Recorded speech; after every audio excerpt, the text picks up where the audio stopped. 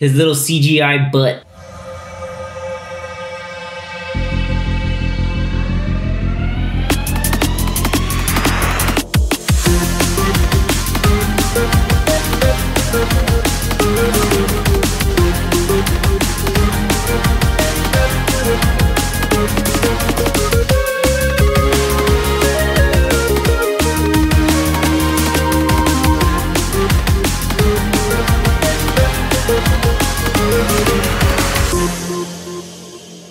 Welcome, everybody, to a special episode of the Popcorn Watchlist podcast, where we discuss and celebrate our favorites in TV and film. I am your host, Xavier, and join me in our special roundtable recap episode of Ant-Man and the Wasp: Quantumania. I've got the usual suspects. I've got Danny, Anthony, and Zach. What up, guys? What's up? How's it going? And we're going to go right into the quantum realm, so to speak. So let's get right to it, gentlemen. Spoilers. We're going to bring up some spoilers. So if you have not seen the movie yet, we highly encourage you to watch it. Maybe watch it in a premium format because there are some really cool, trippy scenes that look amazing. And the sound's really good too. There's a lot going on, so you want to take it in as best as possible. So with that, we're going to jump and dive right on in. Into the quantum realm. Thank you, Zach. All right. I didn't want to say that myself, but good job. Or shrink into the quantum realm. Let's dive in. All right. So I was gonna come up with a joke. You guys took it from me. Get sucked in. Get sucked into the quantum realm. Thanks. Yeah. That's exactly what happens. So, but let's talk about that intro first. We get a little bit of a flashback with Janet Van Dyne. When, she's kind of there in the quantum realm trying to survive. And we run into our boy Kang, Jonathan Majors. It's a cool way to introduce him. Yeah, fun little action sequence. They're both kind of relying on each other to survive. And his complete bewilderment of what is this place just sets it up perfectly. He has the green tunic. Looks very similar to what Kang actually wears in the comics, when it's just like the normal green garb. Very cool. I was really nerding out at that little detail, just little fun stuff like that. And then we got to segue right into it. There was a fun little thing. I saw it and then I can't remember, but there's something special in the Marvel intro. Like the title card. Yeah. There is something special in there. I think either something from Loki. Oh yeah, it was He Who Remains from Loki. Is actually in part of that title card. Nice. Yeah. So he was he's good. Still, he was still there. He shows up in there under where it says Marvel. The whole, I don't know, man. Jonathan Majors. If you've been following us along for a couple episodes, you know that I am a massive fan of his, and I think his work is amazing, and he's only going to get better. And just that little snippet gives us a little taste of what's going on with Kang the Conqueror. And so we get right into Scott Lang being pretty cool and just hanging out in San Francisco. He's got his book. He's an author now. Yeah. The real life book that you can order. You can actually order it. What's it called? The Bet on the Little Guy? Or something like that. Looking out for the little guy. Look out for the little guy. Yeah. There you go. Good job, Zach. And, so that's an actual book. Yeah. It is not. It comes out in September. Yeah. September of 2023. It comes out in September. Okay. Do you know if they said that there's going to be an audiobook version with him talking? That would be cool. I would totally buy that one. That would be so cool. That one would be cool. Fun callback to that. Thank you for that, Anthony. There's a scene in the movie where his audiobook is actually playing. I hope that's real. That would be pretty. That's sweet. something I know Paul Rudd would want to do for fun. But we got a nice little fun recap of what's been going on with him, with his life, sort of like this minor celebrity status as part of the Avengers. He's doing his little book tour. Hope has started up her own industries to try to help with things like affordable housing and other energy plans, and that brings up something really cool, because then we see that both Janet and Hank are kind of still doing their thing, kind of just enjoying their time together. Fun montage. This is the point where I really wish they would have had just a quick Luis mini tell the story of said montage. I feel like they could have done it. That would have been they nice. could have easily done it. Yeah, Yeah, that we- we- little that bit. whole intro They could had have two been- opportunities in this movie that they could have done in the beginning and the end. and the end. And Yeah, the Yeah. beginning and they the just end, didn't. and he could have done all the recaps and just like it would have been like, and then Scotty had to go really really big, and he punched big whole flying thing, and then he had to run away in the van that was my van, and then they stopped Thanos, and then now he got a book, like something stupid like that. It would have been great, but that's the what ifs. They Yeah. could have just knocked off a couple minutes from like some of the quantum realm stuff, and I think they could have done that recap. Yeah, but you can't take away the Quantum Realm Quantumania. With that being said, I will say also the movie. Yes, you can. The movie could have been a little longer. That's just me. I would have wanted to What have. No. was the runtime? It was 2 It was 2 hours. Yeah, It was Flat. 2 hours. give it like 2 hours and 5 minutes. 2 hours and 5. No, it could have been 2007. an hour and 40 minutes and still include this guy, Yeah. Michael Pena. Include Luis. Yeah, but from there we also get an introduction of Cassie now, played by Catherine- what's her name Catherine from Newton. Catherine Newton. I was gonna say the From Freaky. Freaky? Yeah. I was saying, well, for me, Supernatural. Yeah. Really? As Yeah. I forgot her character's name. Something Novak, Claire Novak. Mm. The daughter of who Castiel's vessel was. She was like kind of like Claire Novak. Yeah. Nerd. I'm kidding. Yeah, I've seen the show twice over. That's Nice. like 300 episodes twice. Yeah. Oh, she was. Oh. She was she was the Yeah, reporter she was girl, the other- Detective Pikachu. Yeah. Yeah. Yeah. And she's sure also in mo- Big Little Lies. Yeah. Didn't know I'm that. sure more people have seen Detective Detective Pikachu over like Supernatural or Yeah. any of those I don't stuff think she's been so. in. Supernatural was on for 15 seasons or something. Yeah. It was a popular show. Yeah. It was. CW's like second to most But she only popular appeared show. in like less than 10 episodes. Oh, okay. Which is why like most likely like Yeah. people wouldn't have come unless you like watch the whole show. But So with a cool thing that we see what Cassie's kind of up to, and that she's kind of got a good like rebellious streak, kind of like literally doing what her dad's book says, is trying to look out for the little guy in terms of like seeing people who are maybe displaced and kind of downtrodden post blip. So that's a little bit of that kind of world building too, which is nice. They have to bail her out of jail, and even though, and what's nice to see is that she is keeping that kind of secret from her dad, but is closer with Hank, who she calls Grandpa. Oh, that was cool. And then all that is basically set up when she realizes, hey, I did some science stuff, and long story short, I can talk to the quantum realm, and then that gets everybody sucked into the name of the movie, and then engage in what we would all see as Quantumania. Science! Oh, don't hit us with the copyright. Sorry, but yeah, and then so we get right into it.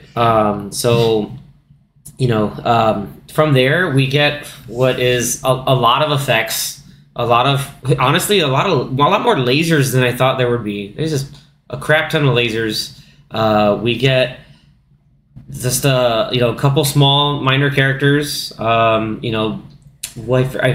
got holes. You got from the Freedom Fighters. which was cool because I was so bummed, like so bummed that this dude wasn't initially not in the movie. I was like, damn it! But then I find out that Veb, the guy who laments not having any holes, is voiced by David Dastmalchian. So that was like, hey, he's back, sort of, but not really. But that was nice. Also, in the opening montage, we saw Jimmy Woo.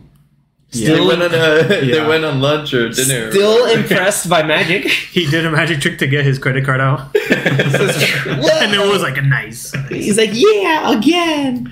So, Bill Murray as Krylar, who digs up a lot of this, secret past stuff with Janet Van Dyne, which is pretty cool. You got to see more. Apparently, she's like, I had needs. And Hank is just freaking out. Like, What what? What needs? And surprisingly, throughout everything, and then we get the whole reveal that she was kind of helping out Kang for quite a while until, through the plot, realizing that, Kang the Conqueror is not a good dude. He's out here blowing up realities and timelines just to get stuff done. And I liked how they spent time on Janet with Kang and kind of showed off like the relationship in the beginning. Yeah, So- those are some of the better scenes of the movie. Yeah. Yeah, and you even see like it's like there's conflict, but what was very like it just this is gonna kind of dovetail because I don't want to give a whole like rundown of the entire plot, but like I'll go right into this like the stuff I really liked, and like I said, I loved everything about Kang, like literally he stole the everything movie for me. For yeah, sure. literally everything about the movie is the highlights for me is Kang, Hank Pym, and and then just the continuation of just like of Scott kind of like this. I actually saw like a nice character arc for Scott Lang. Even to say what you will, but I like the idea. Just like no, he's kind of comfortable right now, and then he's getting put into a position where he can kind of really make another big difference. But his main thing is obviously like let me get my family back, and it's not like oh wait, I'm also an Avenger. I have to help out and do this. So I liked the and just the fact that like it was always it felt like he was constantly out of his league, but still like in the end like not giving up. So I thought that was a nice little touch to that. But yeah, everything about Kang was awesome from his like initial meeting with Scott and his just stone coldness. To just being of using Cassie as just like leverage, just like what was that line, guys? Where he has her like sideways, and he's like, "Are you calling me a liar, or do I look like a liar?" Or like he's like, "You wouldn't hurt her." He's like, do it. Yeah, he even just like, "Do I like just calmly? Like, do I look like a liar?" Like it's amazing. All his lines were like pretty menacing, yet like delivered very well. Like even when he was fixing his chair and fixing his ship with Janet, and he knows that Janet like read into his mind, and like you can see like he's not like wait I can explain. No, he's just like well that's it. He's like okay, so I'm gonna explain something to you. He's just like what you think you saw is like not compared to other bad stuff, and which if you've seen Loki you know what he's talking about, all this like multiversal war stuff, but even so I feel like we didn't need to have the Loki season 1 watch in order to like get the stuff that's going on in the movie. I don't think you needed it. I think that was done well. I think at least that was pretty handled well. It's not like oh I need to watch Loki in order to figure out who this guy is. You just know that this guy rolls up, means business, has a badass suit, and puts the boots to asses. And is also extremely intelligent and is... I like his tech. He has some cool tech. Although... That floating platform that he came down on like, for his main citadel, that's straight up from the comics too. I was like, this is great. I wish they showed it a bit more. He had that in Earth's Mightiest Heroes, remember? That was the same thing. Yeah, just wish they showed him use his stuff more. Yeah. But he didn't like what he was doing to them in the prison. He didn't do it for like the rest of the movie. I was like, why not? He could have just been like tossing people. It only works with one person. It only works He with was one. doing it with 2 of them. No, he went back and forth. Well, and then you had like that. He was holding Cassie and him Yeah, he did do that. at the Okay. same time. All right. More than 2 people. I mean, then This you is the had hill I'm going to die on. that shot from the trailer, like that iconic shot of him like yelling out and like Oh, from he's- the comics. Yeah, exactly. From the comics. He's blasting everybody. yeah, that was cool. That we need more of that. Yeah. Or like, what was the... But will we get any more? Damn right we will. Who knows? Oh, we will. What about in the same prison scene where he's just like, oh, an Avenger. He's like, have I killed you before? He's like, what about the one with the hammer? I wish maybe And he's like, no, we're similar. We're similar body types. We get confused a lot. I'm sorry. I It's wish like, they no, I could've- killed one of those. That was his way of saying I've killed the Thor. Yeah, I wish maybe they could like go back and do like a flashback scene or Of him just murking Avengers. yeah, We or may get that later. or maybe like you don't have to show them directly, but Maybe that's what just the Kang Dynasty's some for. reference. You know, I don't know. I'm just going into it, but overall, like, main thoughts on the movie. Like, there are some highs, and then there are some and then there are some I'll take it. Like overall, like I can be pretty apologetic towards the movie. I know you guys may have some more critiques, which are always open and welcome. I think elephant in the room or the big head, tiny body in the room needs to be said. I think this is going to be a fun debate. Everybody listening in, so strap on your seatbelts and have some fun. So we're gonna go right into it. Anthony, what'd you think of MODOK? I thought it was stupid. It was freaky. I'm like, no pun intended, because this girl was in that movie, but it was just like, it just looked like bad, unfinished CGI of Corey Stoll's face, and then they just stretched it, and it just looked really creepy. Didn't even look It was like like Corey very, Stoll's face. yeah, it was very off-putting. At first, for a split second, it looked pretty cool because he had the menacing I was gonna say, what about the mask? metallic mask. I was like, oh, okay, cool, interesting. And then every second they would show the mask, and then they would lift it. Darren Cross or whatever his name is. That's his name, right? Darren Yes. Cross. Yeah, he's like, hey guys, Darren Cross. And I'm like, Only thing I didn't like was his reveal. Like, I thought, like, they initially were like flashback instead of it being like, hi, I'm this person, and then flashback. Like, they used the flashback it's first. just so That was the strange. misstep I didn't like. I was like, come on. But Like, it seems like they, I guess, probably intentionally wanted to make it goofy. So I that's guess what that character is. what I'm saying, I guess they succeeded, but if you wanted to make it, like, if you really wanted to make it goofy, then I don't know why they went for that, like, realistic looking face. Like, you could have still, because I've seen how the somewhat. character looks like in the comics and all that, and in shows. Yeah, he has a ridiculous video face. Yeah. So they could have easily made a Corey Stoll, or just had Corey Stoll's voice and had him be some messed up face. Super scarred up something. But to have it look like him and then just stretch it, it just looked really bad. I don't know. I didn't like it at all.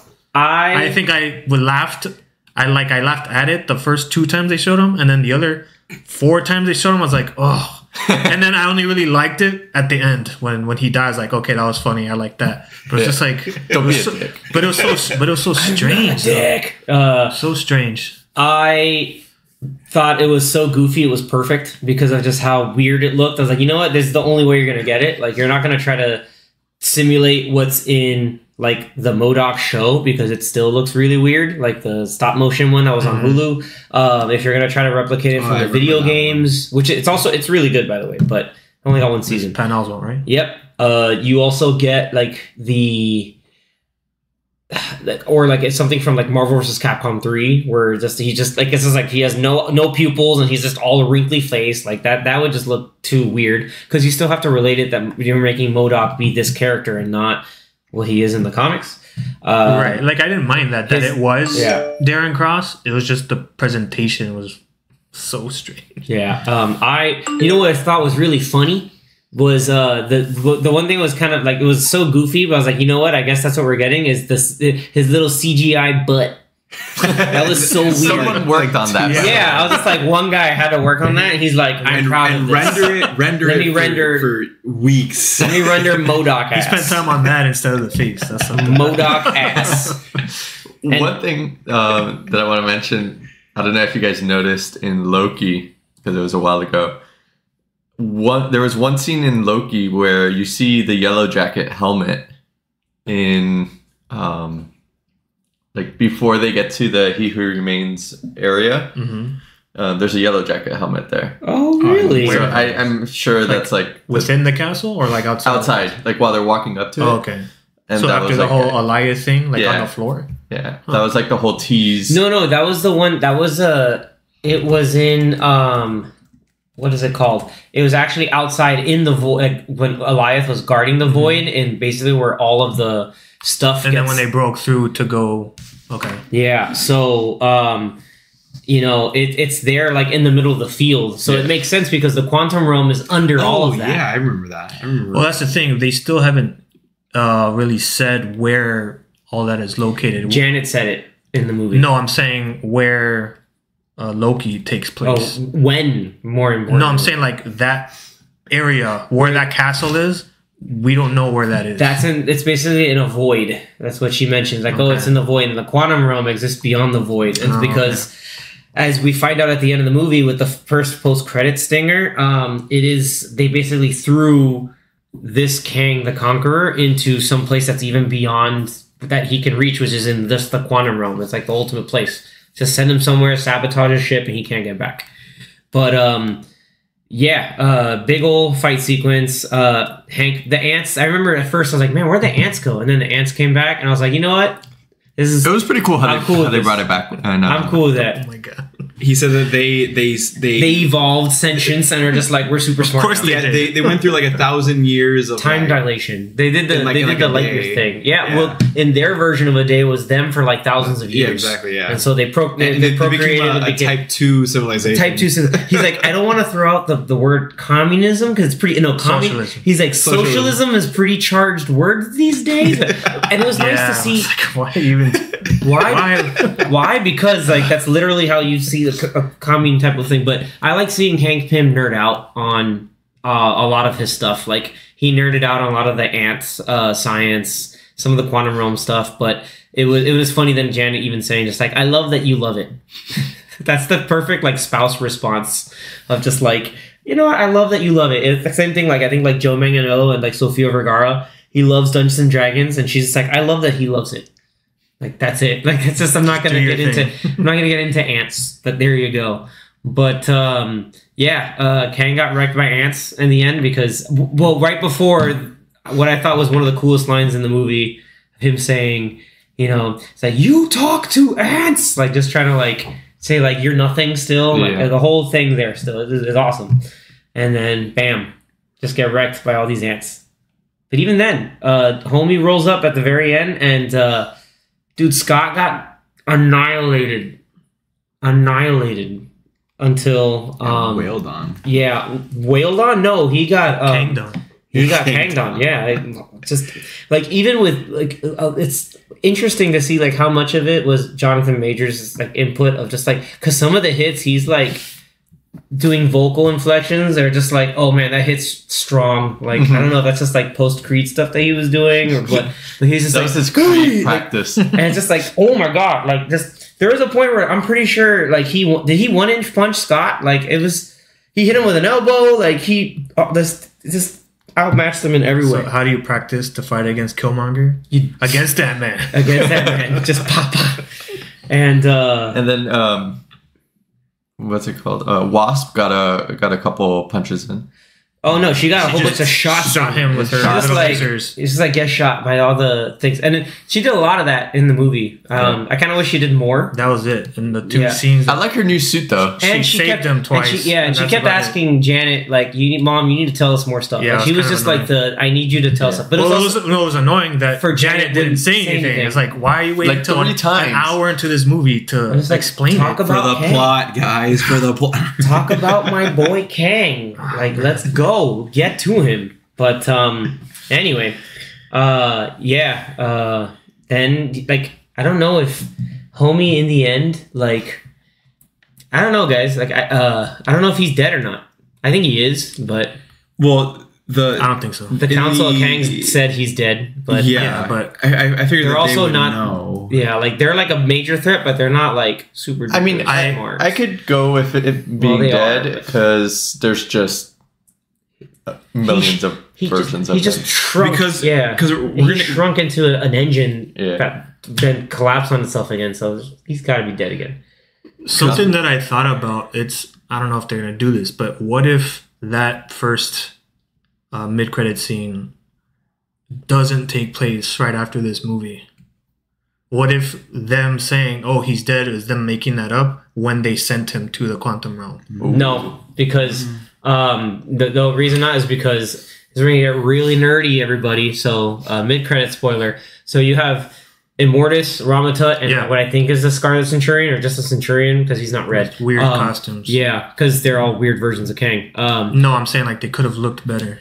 Well, I'm sure they filmed that scene very quickly. I think so too. Also, you have one guy that's I have to like doing all three, a whole bunch of that's stuff. what I'm saying. They probably like, okay, we have 2 days to film this. So they said that they mentioned they're like, oh, like these, like they were killed by humans or by them. Like he was killed by them. Okay. So that's why they're like, oh, now they're understanding the power that you can play around with the multiverse. So he's like, now we got to accelerate our plans. and that's why they started bringing in a whole bunch of Kangs. And then that last shot that goes into like the big whole thing, that's straight from the comics. No, yeah, I know. Like this one weird looking dude. I was like, yo, this is. I was like, oh, were they all laughing in the comics? Yeah, like some of them were like, a lot of them were like laughing. I was like, what are they cheering at? I was like, they're cheering because they're bringing in a whole bunch of Kangs. There was like a whole bunch of hype guys. No, there was one though that was like, yeah. It's like, dude, what is happening? I want to know how much fun Jonathan Majors had doing that. It's like I got to just go I was so nuts. confused. I was like, why are they cheering? I'm such a nerd. I wasn't. I was like, do it. They're cheering because cool. Yeah, it was cool and confusing at the same time. They're cheering because they're like, oh, now instead of fighting each other, we're gonna fight other people's and other versions of them too. So they didn't think them using the quantum realm to go back in time was an issue. No, because that was just to kind of hopscotch the time because they don't care. Like they do other. They're already like time travel. They're like, I don't care because I know they're just playing around with that. I really know time travel. Like, so do you remember Kang said he's like time? Like when you know enough that I do, like you look at time. Time is nothing to me. Like I don't. This means like you can do whatever you want with time. So when they got out of the quantum realm in this movie, they got out at the same time, technically. Like they weren't there for like 5 years. I don't know, dude. That's like plot hole number. They were there 10. like, you know, it made it seem like they just came out at the same time. That's because my issue. They still use. It's because they still used Kang's working time machine thing. My and issue is not. Oh, okay. I guess that's to why. Come out at the time that they wanted to come out. Yeah. Okay. That was that. They could have maybe. But I that gotta wasn't rewatch explained. it. No. Right. It's implied. So there's that. My confusion was so they teleported back to their lab or whatever in the house. Yeah, that's because the tether that Darren Cross made initially. No, I get the teleporting, but they teleported back to the house with the lab where that lab, all that stuff got sucked in the beginning of the movie. So then how are all the computers there if it all got sucked in the beginning of the movie? That was my confusion. Yeah, that was my confusion. So who knows? Anthony's seen it twice already. No, I right? haven't. Oh, you didn't watch it? I want to see it twice for these like little things. I want to see it twice too. Yeah. I don't know. There's some things where I was just like, something's off here. I don't know. Yeah. But with everything, last thing I want to just mention is like the freedom fighters, and then like I guess we're freedom fighter now. Part of the oppressors is Bill Murray's character Krylar, and he's just like enough to be a little smarmy and kind of goofy and like insinuating, but then there's also like there's a bit of menace under him too because like you can't stop him, and that's more build up to Kang. Whereas we are like if those who know just show me more Kang. Like I'm just being that guy, just like we need Kang just to just wreck stuff up. But that, and then you had the other freedom fighters. Again, we talked about Veb, but then also William Jackson Harper's character, the telepath. Yeah, that guy. The basic comic relief as a little bit of tension because of the whole like we're gonna read your mind and whatever, and then it became comic relief city. That's everything. It's disgusting. I just felt like it was like if Chidi could read minds. That's what Chidi from The Good Place, which is a great show if you have not seen it. Yeah, I kind of wanted more of him, but then I thought, how much more could you use him for? They did use him for the prison escape. I take that back. Yeah. So they used that a bit. And then Cassie hung out with the other barbarian chick. I called her the barbarian chick because we don't know any of their names. They mentioned them like once. No, I know they mentioned it, but it's just like didn't stick. They're just characters. Does it matter? Yeah. They're all just bit players in the bit players in the quantum. That's my least favorite part of the movie. Just almost an hour's worth of characters. You didn't like fighting buildings? No. That was wild. And then going back, whatever that thing was with the guy with the sonic with the sonic head? boom head or whatever. He's kind of like a Korg, but with it looks more like a robot. Yeah. Korgbot. I think his thanks IMDb and the internet. His name is Zolom. I think. Yeah. I don't. That's why I want to watch it again. Like, did they mention his name? But he looked cool, and then he got riggedy wrecked by Kang. Mm-hmm. Spoilers. Yeah. Kang had to kill somebody in this movie. He killed a lot of people. Oh, he killed a lot of people. Yeah, he got a couple people. He got quite a few before he got anted, and then I'm sure someone double died. Someone did double die. Something fell on him and then he blasted him. Yeah. But overall, like even given the inconsistencies in some stuff and more things I wanted to see, I found it enjoyable. I still had fun with it, and it's just I think a lot. Again, like Danny said, a lot of it has to do with Kang. Because Kang is so damn I think cool. Kang stole the show. Yeah, for he me. was easily the best part of the movie. Yeah, 100%. And that's probably not the version of Kang that we're gonna get. Maybe We're getting all the Kangs. Yeah. Like you're gonna go in the slot machine. You're gonna go in like the little gumball machine, and he's like, "Oops, all Kang!" Like, I'm excited to see him do different versions because so far, at least with like the He Who Remains and this version of Kang, definitely see a different version, and want to see how weird or how intense he gets. I mean, he's already kind of intense here, and then we also saw another version of him in the second post-credit stinger, which was like a preview for Loki season 2. Yeah. I was nerding out. I was like, "Oh snap! We're getting this other alias. This is an alias of what was known as the Prime Kang." It's called Victor Timely. So I won't go crazy into that, but I thought that was cool. Is that the first time they've had a end credits scene that connected to one of the shows? Yes. Obviously, the end credits to the shows connect to the movies. Yeah. They did that with Ms. Marvel, and did they do it with Hawkeye? No, that was just a little gag of the thing. But this is the first time, that something connects straight to a TV show, which was pretty dope. And that, like, because I'm thinking Doctor Strange. Yeah. Oh, sorry. No Way Home, which went to Doctor Strange.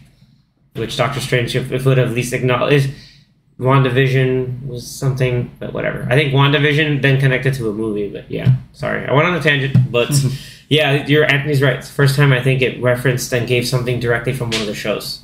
I mean, it's one of the most popular shows on Disney Plus, if not. It's. I think between that and WandaVision were the top, like the top numbers wise. Yeah. So, what were your favorite parts and not favorite parts?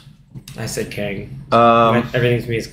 I'd say like the big like Kang fight at the end was definitely one of my favorites. I also liked some of the action scenes with the Wasp and like her new suit. Thought it was pretty cool. Like that bright glowing yellow. Oh, I also that brings me up another point. It's like the suit, like, and then she has like better blasters. Yeah. And then it's just kind of like Iron Man. She has the suit on all the time. Yeah, I like that they use pin particles. Yeah. Why not? In this case, it's not nanotech; it's pin particles. But pretty cool. Also, it was funny seeing Cassie not be good at the shrink punches. That was fun. And then Scott's doing the dad thing. No, you got to do it like this. And he's just straight up. He's like, I can't people. see you. He's like, look, watch me. He's like, I can't.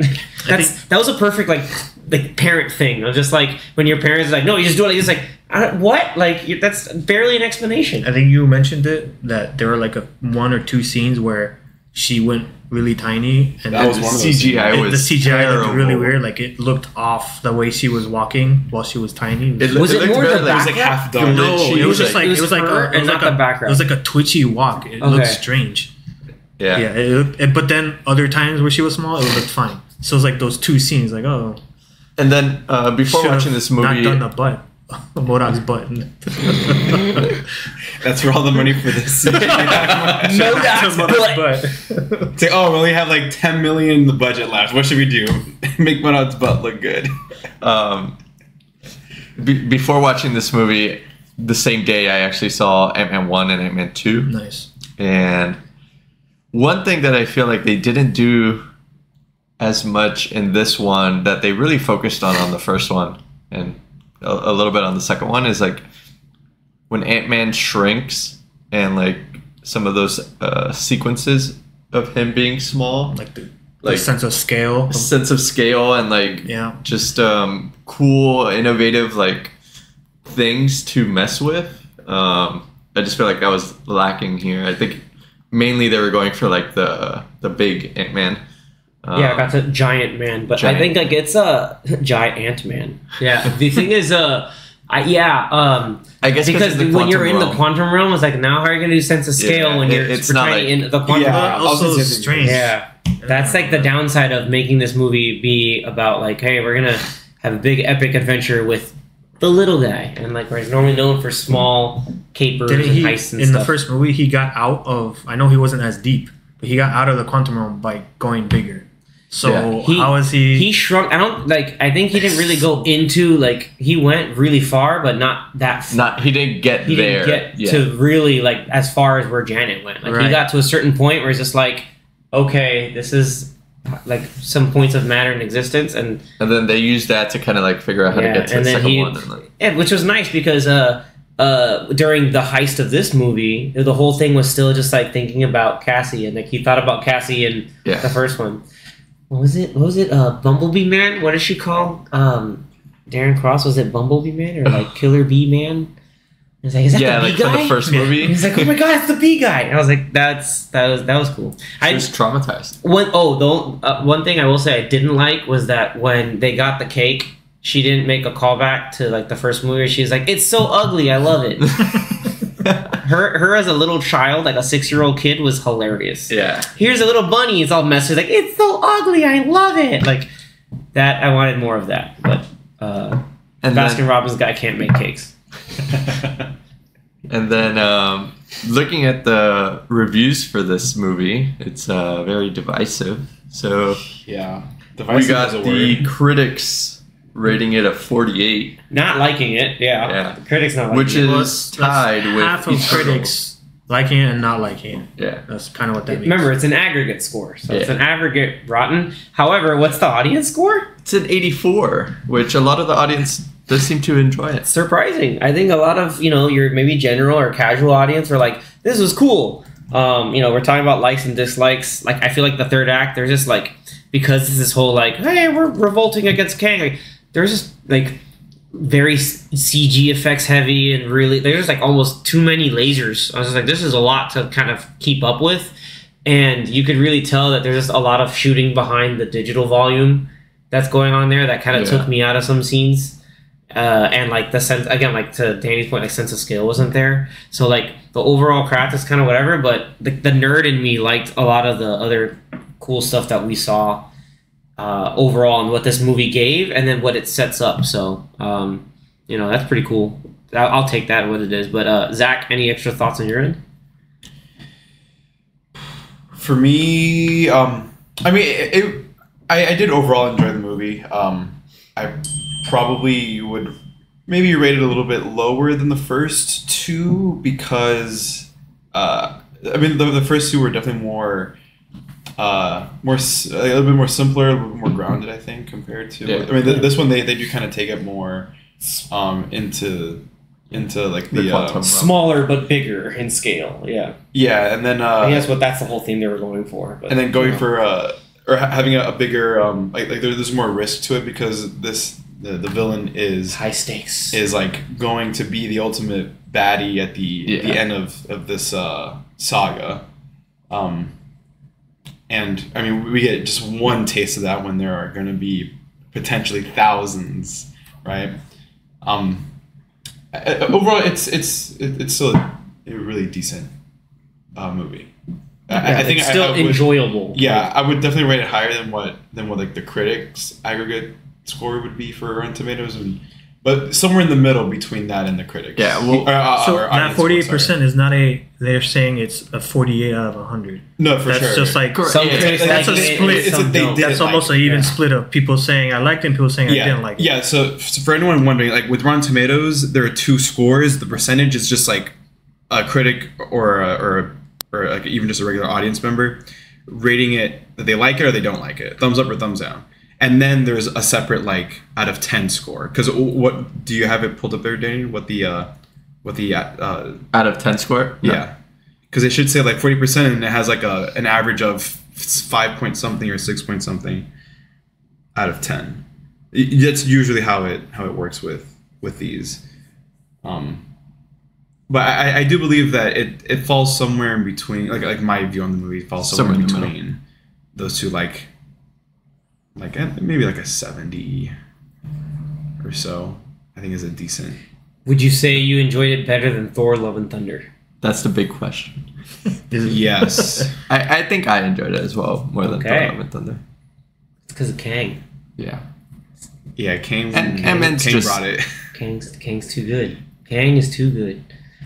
So with that, before we wrap up the episode, we have some fan questions that we want to go ahead and answer. These are really fun. Thank you everybody who participated. We've got the first question coming from our Instagram, right? Yeah, all of these are from our Instagram at Popcorn Watchlist. All right. So we'll go first. This one we'll just touch briefly because we did mention it in the episode. They just wanted us to discuss the MODOK character and the visual effects. That's from Cinema Check. So thank you for the participation there. So Anthony gave his thoughts. Yeah, and we mentioned the butt. It was pretty much all butts. Yeah. The best effect of his is the butt. And I think what I also liked was his weapons platform, because a lot of that stuff I remember from, because me being a big like fighting game person, I had friends who played MODOK a lot, and that dude had a lot of his. He had a lot of moves going on. Like he had the thrusters, he had the kind of crazy purple saws and the blasters and all these other things going on. So he didn't have analyzed cubes, but that's a different story.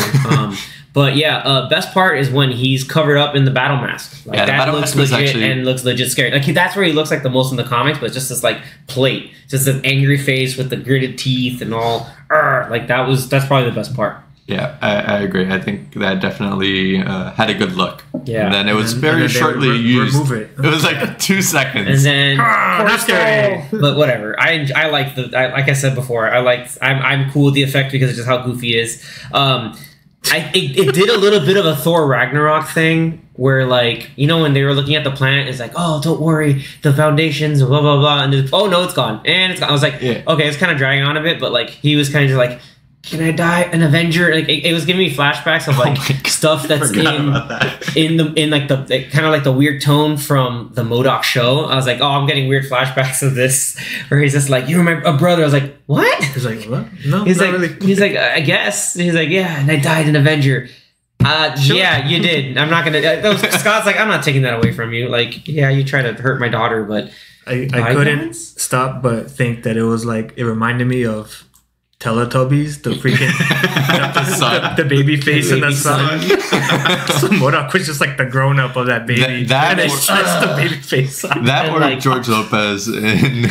And Shark Boy and Lava Girl. Yeah, there you go. Oh, that's a good example. Yeah. Oh my god. That's what everybody was comparing it to.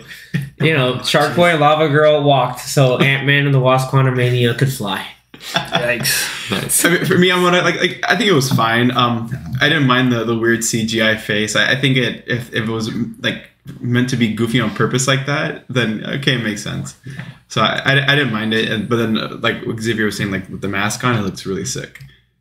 Yeah, and he was pretty murderous. He murdered a lot of fools. And the visual effects in general too. I mean, we mentioned that. I mean, the movie looks overall great. Just a couple of weird. There are scenes some with- weird spots. Don't with get us wrong. with Cassie Running. being small, Yeah. which looked kind of funky. But I mean, you wouldn't notice it, I guess, if you were just like focused on the movie instead of like looking at little details like that. But it's not that bad.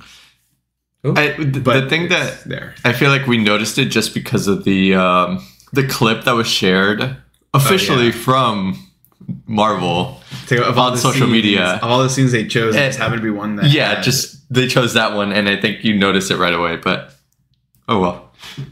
All right. So the next one response was, so if Kang, or I guess the Kang Dynasty, will be able to be as good of villains as Thanos was, and I think yes. It's about execution at the end of the day.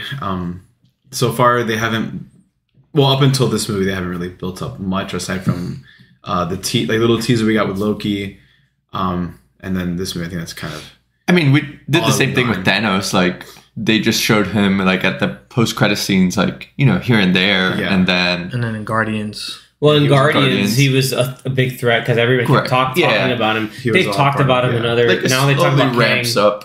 They've been slowly like introducing Kang in these other things, and even the post-credit stinger of the original Avengers, Thanos just like looked around and did this weird, creepy grin. At least with this, we get more substance, and we're getting already the conflict of what Kang ultimately wants. It's like, I want to control all timelines. I want to be able to just the master of all realities. I feel we'll definitely get more of Kang than what we got of Thanos, in terms of like screen time and actual like story and progression. Even setup, setup for because with some exceptions, like you don't need to cake Jonathan Majors in a whole bunch of CG. Yeah. My concern is that they've shown 2 versions so far, or prominently. They showed Victor Timely for like a second, but they showed 2 versions, and they both have died. And the one in this movie died kind of easily, not by Avengers, even though they were touting this movie as a Avengers level type movie, and he was powerful. Was he? He got by ants.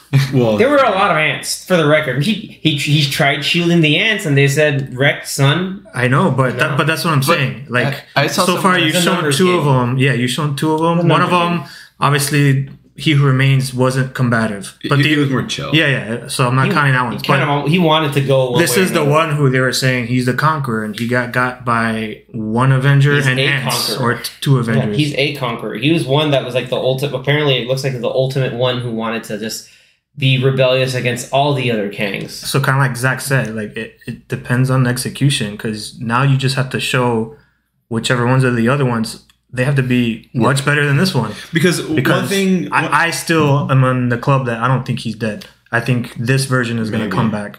Because at the...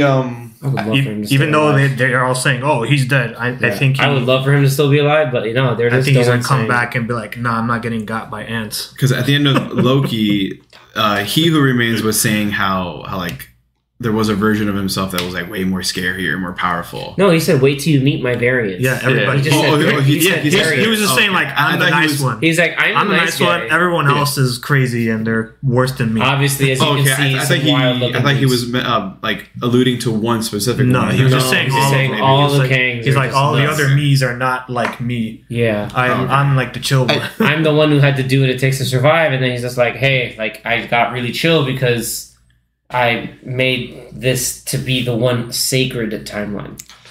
I did see somewhere, I don't know if it's correct or not, but I did see somewhere that he's not as powerful in this movie just because he's in the quantum realm, and I'll make every excuse for his Kang, tech and all that wasn't full. Yeah, he can do the whole reverse Flash thing. We're just like, oh, before I die, I'll like pluck myself out from a different timeline and then show up somewhere else. And there's a lot of cool things he can do with that, where he's just always this threat. And to me, that could be the case, but this movie needed 1 line of dialogue for him to say, "Oh, my stuff, my armor, or whatever down here doesn't work as well as it used to." Yeah, that's all you needed to say. I think Janet said stuff like that, where he's like, "Oh, he has his suit, but he needs to be able to get out," and that was the thing. That's the big thing. Because none of his suit worked until she started fixing his the battery of his ship, and then when she fixed like half of it, that's when he started getting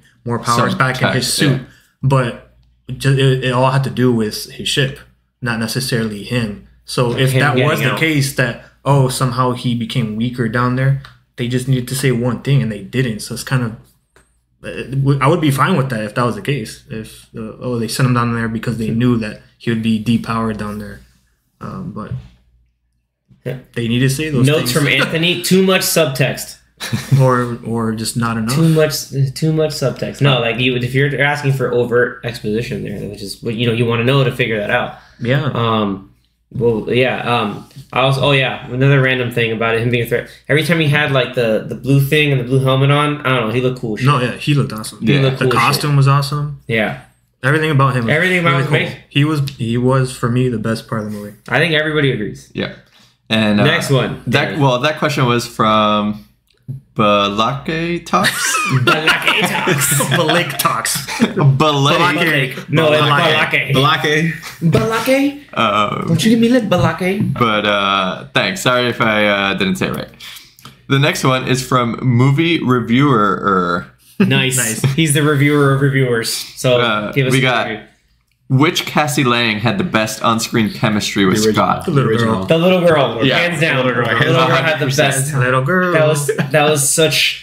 For everybody knocks child actors. That girl's she was great. awesome, man. That girl's so in good. 2 movies. She was Yeah, great. in 2 movies. Even the first one, a little buck tooth and whatever, like her missing I'm tooth. just Abby Ryder Fortson. And how old is she now? Because I feel like she could have easily just played the 5-year older version of Cassie. 14. She is 14. And in the first movie, how old was she? Like 10? 6. 6? Yeah, the movie came out 8 years ago, so yeah, she would have been. So then 5 or 6. why wouldn't they just hire her again? Well, then they were gonna recast anyway. I guess The thing is, they did in Endgame. They recasted her. Yeah, for the one scene. Emma Furman. And then that girl, Mm-hmm. just didn't get hired this time around. They're like, that Catherine Newton's on a roll. Let's get her. Yeah, I guess they wanted more of a familiar face than someone who.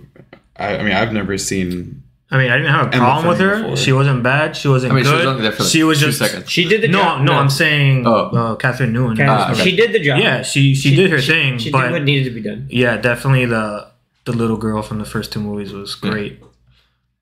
All right, and then the last questions from Methodicus. How do you feel about the writing and them being trusted with the big upcoming movies? So, if you don't Good know, question. the writers from this movie will be doing, I believe, Kang Just Dynasty. Kang Dynasty. Jeff Loveness. Yeah. Interesting. I mean, to a certain part, I'm like, they're the ones that introduced Kang the Conqueror. Cool that they'll be doing Kang Dynasty. But then on the other side, you have some of the plot holes and some of the weaker stories from this movie.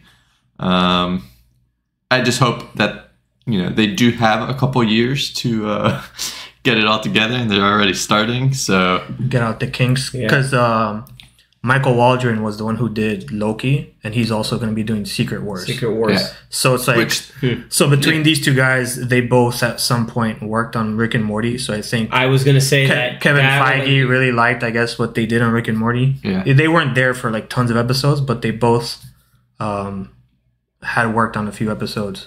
Yeah. But Just like how Jessica Gao, like another writer for Rick and Morty and a producer on there too. She also wrote for Silicon Valley. Nice. So, yeah, I think it's a solid foundation. But the fact that you're gonna have Daniel Destin Cretton, director for Shang-Chi, he's doing Kang Dynasty. So I think that'll be a good balance of just like, hey, like we need this to formulate it into something palatable. at least for me, I would say I'm more toward Michael Waldron, just because I liked Loki, and he also worked on Multiverse of Madness, and I like that. I like that one too, movie, yeah. and so I feel like right now his track record is a little bit better than Jeff Loveness's, but they kind of already made that decision. Feige made that decision. I don't know if he'll change it, because I'm pretty sure they already have a couple of years mapped out with these guys in mind, sure. Yep. with their story in mind. So I don't know if just this one movie they're gonna pivot, but They can fine tune, like you said. I think but yeah, they can more but fine-tuning. yeah, especially after this movie, if they see that or half maybe the if they people do are- some delays, like they delayed the Marvels, they might give Well, it a little bit more time to they already just delayed do Secret fine-tuning. Wars. So we'll see if they delay. King Yeah, Dynasty. because- Thanks, Deadpool. No, I'm kidding. Because Kang Dynasty and Secret Wars were supposed to come out like within 6 year- months or a something. few, like that. not even. I think even less, like 4 months. Yeah, I 3-4 think- months. Now it's No, it's one like in a year. 2025, one in 20. Yeah, Yeah, they're so going it's to be like a year. exactly a year It's a year, apart. yeah. Good. Like that first weekend in May. I'll, Which is I'll still take fine, that for but I'm better cool with quality. I'm still fine with that. I Yeah. just hope it doesn't get more than that. Like, Plus, you have imagine like a 2 or 3 year gap between Infinity War and Endgame. Yeah, That would've been- that would have been nuts. stressful, man. plus you have, keep in mind, like this is an Avengers movie, so like you have plenty of characters that are going to be showing up that you got to balance. Plus the villain, plus just, I want to see if Kang can hold Cram all up with that. his kung fu against Shang-Chi. Yeah. I want to see I mean- that. we still got to find out about those 10 rings. Yeah, it sent a signal. Now people think maybe it was a signal to the quantum realm. And then that's actually like time-displaced tech from Kang. That could be a fun little theory. Yeah, it's possible now. It's just like it's him. But again, it's still more speculation. Stuck. That's a speculation. Yeah. We'll see. We shall see. So that wraps up question time, right? Yeah. All right. I've kind of feel like I've said my piece on the movie. Zach said his piece. It's pretty. In terms of me liking it, him liking it. Danny, I think you mentioned your stuff too. What would you rate it? Yeah, we'll do our final rating now. So 7. I'll just make it simple. Just keep it 7. A soft or a hard 7? Soft. I think I'm gonna go soft 7. Can I do mid soft? Oh. No, we're gonna get to it. No, I'm just gonna keep it solid 7. Okay, Zach, solid 7, not hard. I'm leaning towards a soft 7. Okay, I think. Anthony, I was gonna say a 5. Maybe like 5, 6. Okay. I'm in between 5 and a 6. Ooh. Yeah. Right. How much do you like Jonathan Majors? That's the thing, though. So, like, there are things I really liked about the movie, and then I feel like, but there are more things I didn't like about the movie. So, like, it just kept bringing down my score. But and you're. I think I'm in between like a 6 and a 6.5. All right, that's fair. Cool. Again, I'm always the nice one on here, so it makes sense. Or like, I'm the less harsh person. I'll be very nice if they like write it well. my score does take into account being objective. That's fair. Like the great performances with Jonathan Majors and no, he was great, and Michelle Pfeiffer. Yeah, Michelle Pfeiffer Paul was Rudd. good too. Yeah, Michelle Pfeiffer. Like the great performances really elevate. I mean, if it wasn't for like great performances, if maybe they had just like a much worse script to read off of, then it probably would have been like a closer to a 6, maybe. Like if we're talking like a prequel trilogy Star Wars type of scripts. Like if we had more like that, it would have been more like. I mean, it was very enjoyable. Like it had some good moments. Like I would still watch this again. Like I would just like, hey, this is fun to watch again. It's because Jonathan Majors is the fucking bomb. We just dropped the F-bomb. I'm so sorry. It doesn't matter. He's so good. I feel like, and we barely talked about them, and that's probably my least favorite part of the movie, which is the whole freedom fighter thing. I feel like this movie was a very good 1 hour movie.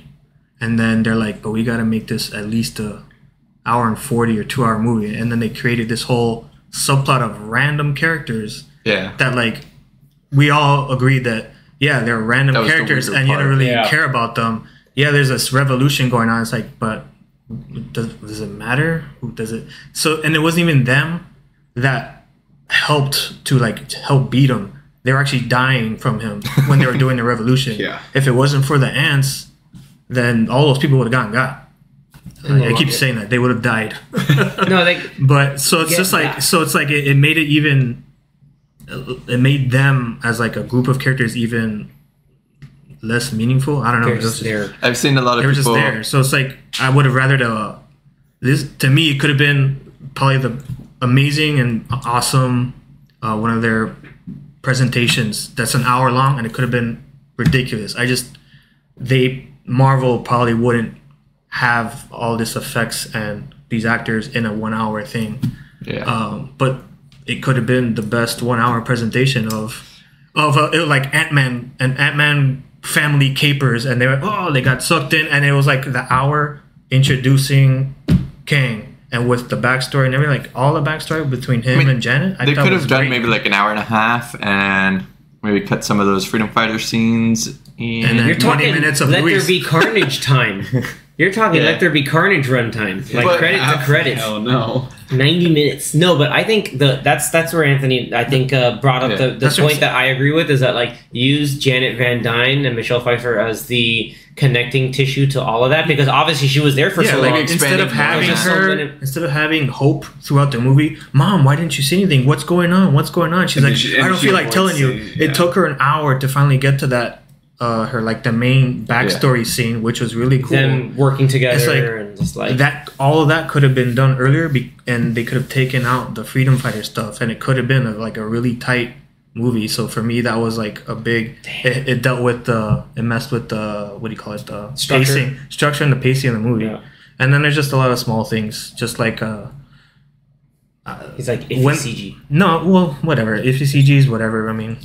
Nowadays it happens because they have so many things in the pipeline, and there's not enough animators to get it done on their schedule. So it's a little understandable, but they kind of didn't, kind of what we were brushing on before, they kind of didn't explain more rules about the quantum realm. So everyone just lands there. It's all good. I guess you don't need helmets to breathe or anything. I guess it's fine to breathe down there. And there's other humans in the quantum realm. I don't understand. Were they human? They were humanoid. Yeah, because that's why Bill Murray's a humanoid. He said like human. The lady that looked like the lady from Prey was a humanoid. She was the leader of the freedom fighters. They weren't human, but they might as well be human. They didn't say that they weren't human. That's easy for us. So it's like it's to make less practical like actual effect. Yeah, it's like they didn't helmets on everybody. They didn't want to go full on. Let's make all crazy creatures, but I think probably would have been better if they did. If there was just weird looking creatures down there. Yeah. Their idea was probably like, oh, you can relate to people who still look human. However, to your point, I didn't relate to them. Yeah, because they were there for 30 to 40 minutes of the movie that you didn't really care about. Mm-hmm. So just like little things like that. And then it seemed like, at least to me, that the movie probably got chopped up and they probably had to do reshoots and whatever, like they do in most of these movies. But I guess to me it was more apparent in this movie than it was in others. I don't know. But so that's where my 5.56 comes in. I want to watch it again to see if what I remember the first time is correct. Because maybe I watch it again and be like, oh, okay, and now I understand this a bit more, and then maybe I'll bump it up to a 6.65 or something like that. But I don't think I'm going to be even going above like a 7 or anything like that. One thing I was mentioning offline was I kind of wish this was like a Kang movie. And you had like Ant-Man and the Wasp, like the whole Ant-Man team come in, but it was more focused on like a Kang. Right. Have it actually titled like a Kang. It literally could have been the Kang special presentation, and then midway through, like it shows all the backstory with him and Janet, and then it like skips through time, and then it's like the last back half is like with the rest of the family getting sucked in. So they didn't do it that way, and it happened, but. All right. Strange. So that wraps up our Ant-Man and the Wasp Quantumania discussion. So for this week, before we wrap up, Xavier is going to be giving us a movie to watch for next week's episode. Ready for this. Are you ready? So this is going to be one of... Drum roll, please. Yeah. So...